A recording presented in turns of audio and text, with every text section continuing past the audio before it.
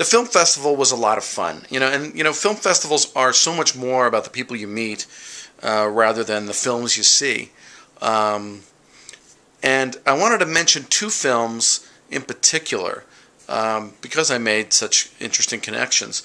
One is called Monstrosity by a filmmaker and an accomplished YouTuber by the name of Alyssa Price. She does a vlog, and I'll put the link below, on her filmmaking and other adventures. And she did a film called Monstrosity, a short film about a girl on her first day of middle school who goes to school with a big zit right in the middle of her forehead. It's really, really funny. And I look forward to seeing whatever she comes up with in the future. It was really well done. The second film I want to talk about is a feature film by the name of 48 Below, which was essentially produced by a small Alaskan town named Sterling. Sterling is a town of about 4,000 people, I'm told, north of Anchorage. So it's more or less, it's fairly remote. And the people who behind this film wanted to create something positive, a positive experience for the kids. They were concerned about the fact that there's not a lot for teenagers to do. So they created this film, which essentially is about a group of teenagers getting lost on a snowboarding trip. And I haven't even seen the film yet. I have it here. I haven't looked at it yet. I haven't had the chance. But what's great about this whole story behind the film is that this whole town came together to make it. They actually went down to Hollywood and hired a director. But so much of it happened because of the town. All the kids were from the town. They're from, everybody sort of banded together to make this thing happen. And the film was made.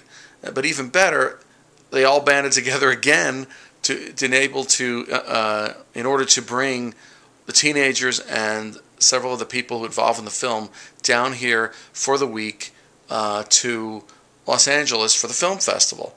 And some of these kids had never been out of Sterling or been out of Alaska, so it was an amazing experience for them. And for all of us that got to know them, it was an amazing experience as well.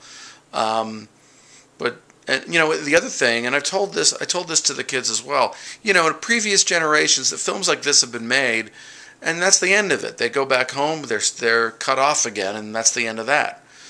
But today, with social media, with YouTube, basically the future is still accessible to them, essentially. They can make contacts. They can collaborate with other teenagers anywhere in the world. It's a funny thing. I mean, there are collaborations on a smaller basis between YouTubers all over the world, and it would be interesting to do the same concept with YouTubers.